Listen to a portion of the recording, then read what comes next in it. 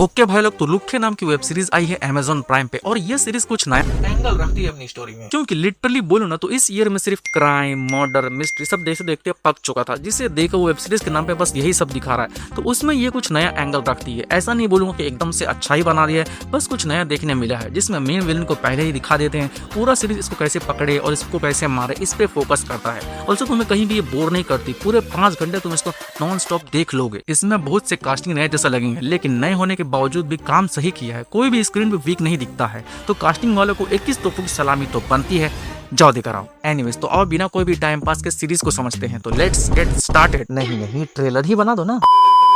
कहने को तो इसकी स्टोरी एक रहती है, लेकिन उसमें बहुत से जाल रहते हैं। सबसे पहले बात करें एमसी बदनाम बुलेट तो किंग, जो कि एक टाइम पे रैपर भी रहता है और सेम टाइम पे ड्रग डीलर भी, और पुलिस इसको पकड़ने के पीछे रहती है। तो अगर ऊपर से देखोगे तो ये एक चूहे बिल्ली का ही खेल दिखेगा, लेकिन तुम इसे अंदर से देखो, क्योंकि इसे उस वे में बनाया ही नहीं गया। क्योंकि जब बदनाम की बहन के साथ गलत होता है तो उसका एक बदला लेने वाला एंगल भी रहता है, और जो इसका मेन हीरो रहता है वो पुलिस का साथ देते देते बदनाम के साथ हो जाता है। तो ऐसा कुछ इसका स्टोरी रहता है। सिंपल रहते हुए भी हर एपिसोड वाइज कुछ न कुछ राज खुलते ही है इसमें। हुक तुम इसके फर्स्ट पार्ट से हो जाओगे, जब हीरो का दोस्त उसकी गलती की वजह से अपनी जान गंवा देता है। फिर जब हीरो को डिप्रेशन मिलता है, सजा मिलती है, फिर उसे सुधरने का मौका दिया जाता है। देन वहाँ लड़की की एंट्री होती है। तो ये सब नए नए मोड सीरीज देखने के पॉइंट को और इंटरेस्टिंग बनाती है। और अगर तुम इसकी लैंग्वेज के लिए इनसिक्योर हो कि नहीं समझ आएगा, तो उस वे में ये सही खिल जाती है। क्योंकि ना ही मैं कभी पंजाबी लैंग्वेज सीखा हूँ और ना ही कभी वहाँ गया हूँ, लेकिन सीरीज मुझे अच्छे से समझ आ जाती है। ज्यादा हार्ड वर्ड का यूज नहीं करती जो तुम्हें समझने में दिक्कत दे, तो लैंग्वेज वाइज ज्यादा इशू नहीं होगा। अगर एक नजर इसी कास्टिंग की तरफ देखे तो उसमें जो पहली बात किंग, जो कि एक सिंगर रहता है और उसकी ये पहली डब्बी मूवी है,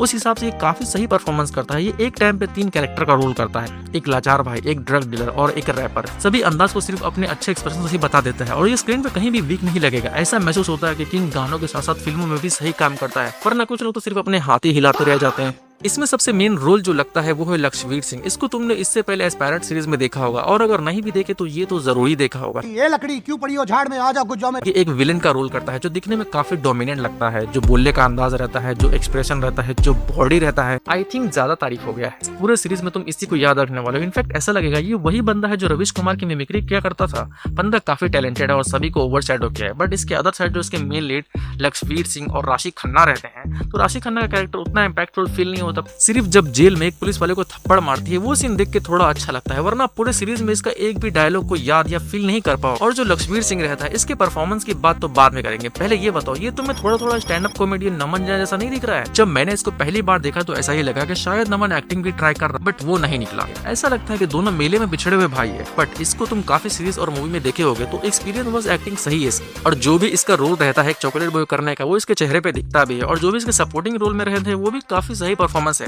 ठीक है, इस टॉपिक को ज्यादा खींचने से अच्छा आगे बढ़ते हैं। सीरीज का जो मेन प्लॉट रहता है कि ड्रग ओवरडोज से लोगों की जान जाती है, वो एक टाइम के बाद पता नहीं क्यों मेकर्स कोने में ही फेंक देते हैं, उसका कॉन्सेप्ट ही खत्म कर देते हैं। जैसे स्टार्टिंग में हीरो के ओवरडोज से और नशे के कारण जब वो गाड़ी और लोगों के साथ ज्यादा मस्ती करता है, और उसी वजह से उसके दोस्त की जान भी जाती है। सेम टाइम पे राशि खन्ना की बहन की भी जान ड्रग्स ओवरडोज से ही जाती है। लेकिन इसे मेकर्स भुला के वो बदनाम के पास्ट और फैमिली को ही दिखाने लगते हैं, मानो जैसे इसने कुछ किया ही नहीं। इनफैक्ट हीरो को तो पता ही रहता है कि इसके नशे फैलाने की वजह से मेरा दोस्त मारा गया, लेकिन जब एक पूरा प्रॉपर सीन आता है, जब ये पकड़ा जाता है, तो हीरो ही उसे बचा के ले जाता है। और राशि खन्ना भी एंड आते आते उसका भी हृदय परिवर्तन हो जाता है। जो पूरे टाइम पास अपनी बहन का बदला और ड्रग लोड के पीछे पड़ी हुई रहती, वो भी लास्ट में बदनाम से अच्छे से बात करती। मेकर्स ने इसे ऐसा पोर्ट्रे किया जैसे इसने कुछ किया ही नहीं। सिर्फ 2 लोग की मौत दिखाई जाती है, लेकिन जो बाकी के लोग मरते हैं और जो ड्रग ओवरडोज के एडिक्शन में जी रहे उसका क्या। हाँ, लेकिन इसे जिस वे में प्रेजेंट किया जाता है वो उतना स्क्रीन पर दिखता नहीं है। लेकिन साले चील की निगाह मेरी